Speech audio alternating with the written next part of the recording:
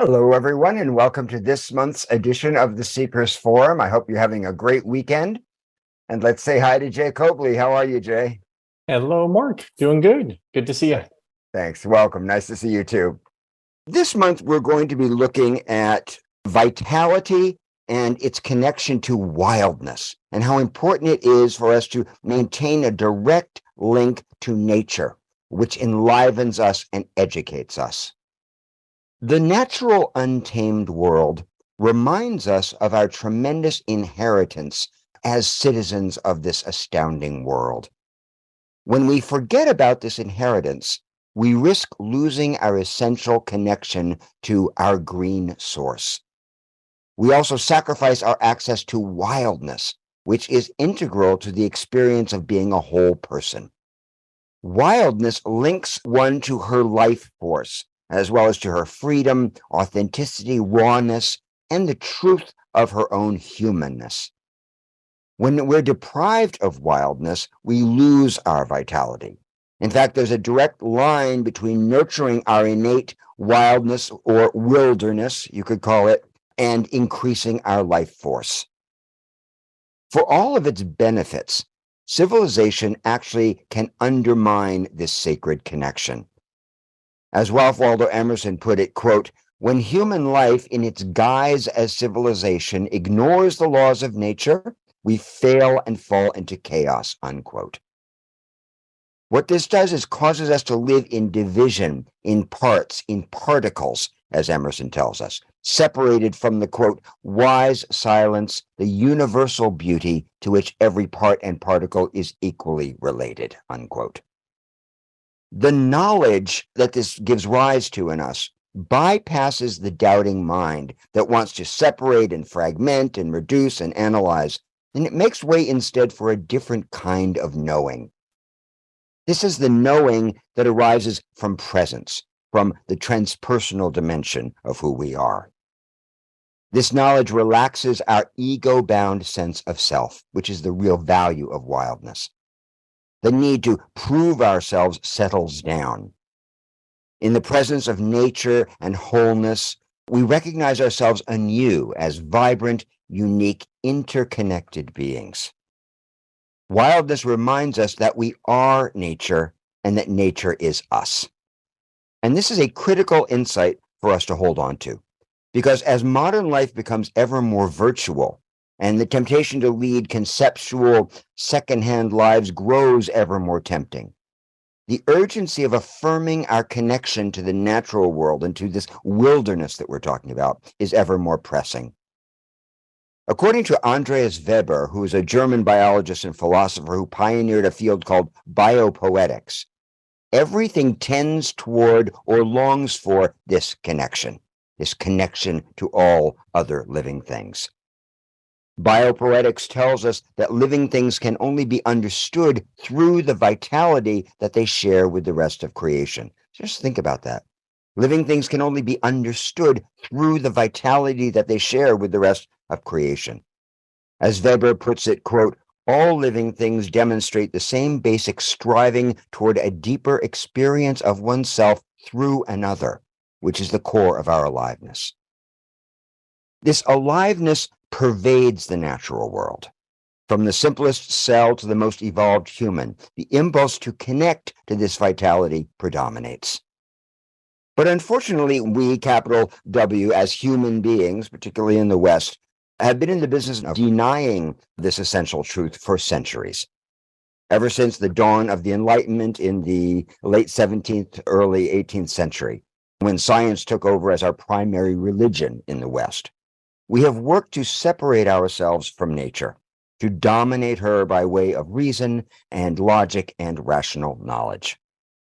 Now, science is a wonderful thing, of course, but the truth is that understanding and analysis take us only so far when it comes to transcendental connection and the kind of knowing that we're talking about.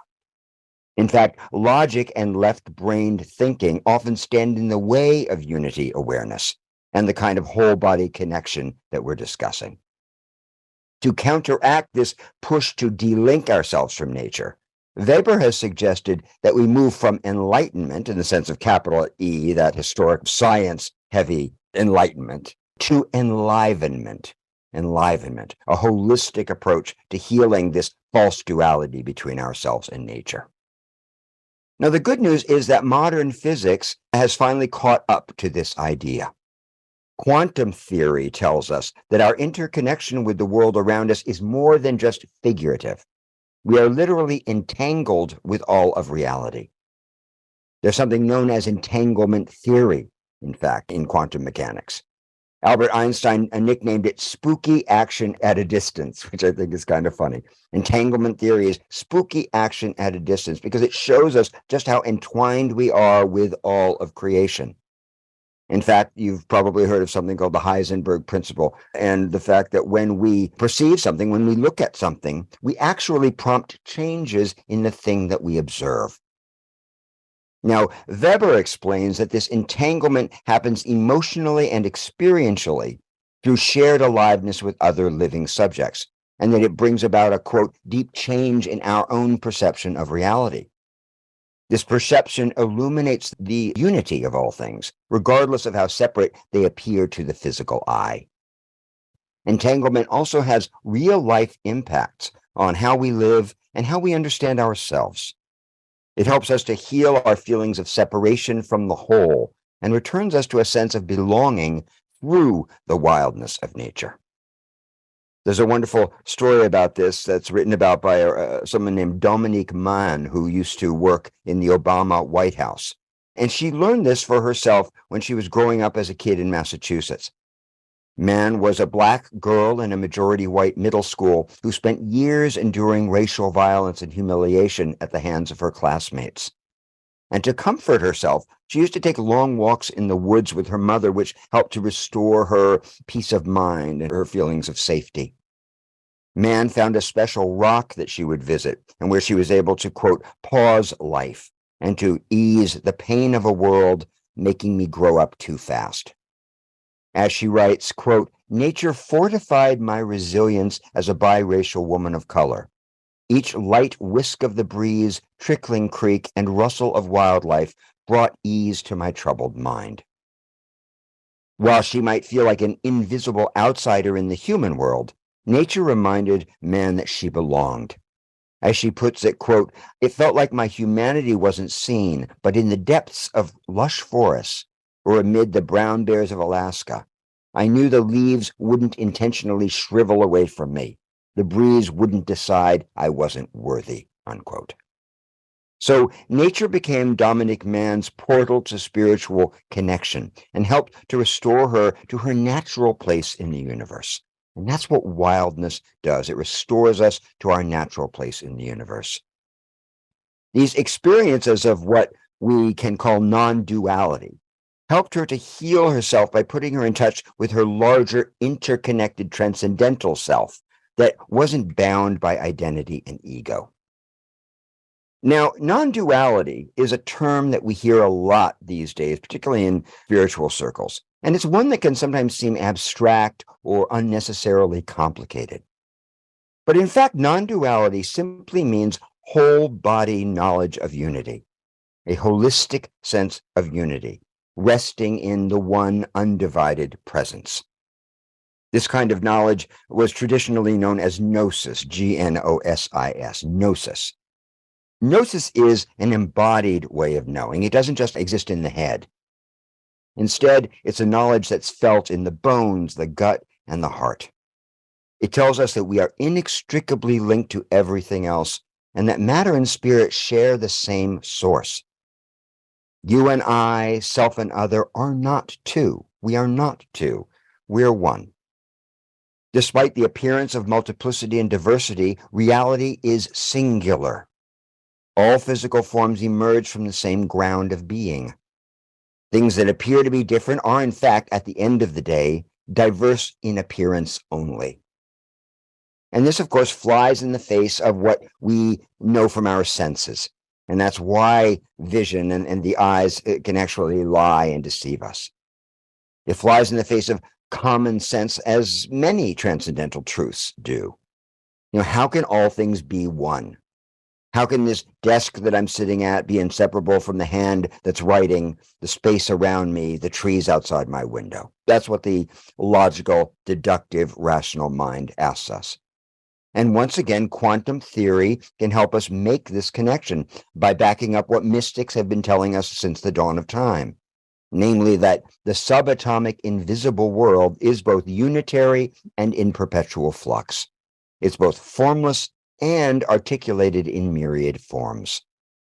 Our job, our challenge as spiritual beings in physical bodies is to cultivate awareness of this unity even as we move through the world of separate appearances.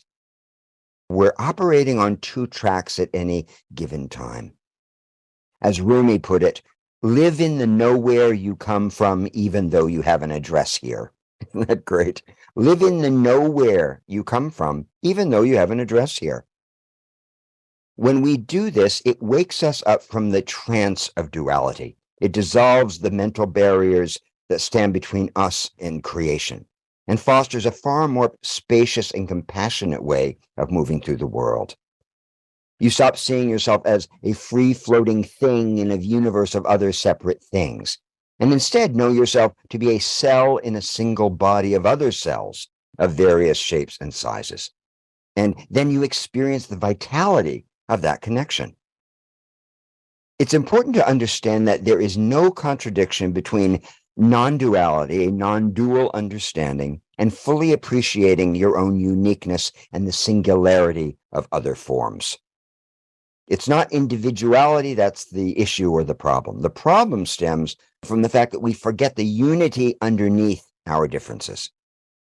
When we plug into that commonality, it enables us to access the energy source that's larger than we are. And it also reminds us once again that we are nature. We are nature, and that nature is us. But you notice, and language is significant, you notice how we talk about nature as if it were something outside of us, as opposed to nature simply being what and who we are. The division that we perceive between ourselves and nature is simply a product of our imagination. This is how Emerson puts it, quote, "The Supreme Being does not build up nature around us, but puts it forth through us, as the life of the tree puts forth new branches and leaves through the pores of the old." He goes on, "As a plant upon the earth, so a man rests upon the bosom of God. He is nourished by unfailing fountains and draws at his need inexhaustible power." Isn't that gorgeous? Let me just repeat the last part. As a plant upon the earth, so a man rests upon the bosom of God. He is nourished by unfailing fountains and draws at his need inexhaustible power. That's what we're talking about. It's that vitality that we're referring to when we talk about spiritual aliveness and tapping into the inexhaustible power at our disposal. Nature is finally our greatest teacher, and she provides extraordinary lessons in vitality as well as resilience, adaptation, balance, transformation that help us enormously in our lives. Nature instructs us through her wildness to observe her struggles and reminds us when we look closely at nature and natural processes that metamorphosis is always happening, that forms disappear, and that the processes that govern human life are present through the whole of creation. Through silence, through beauty, through wildness, nature shows us how to live when we're paying attention.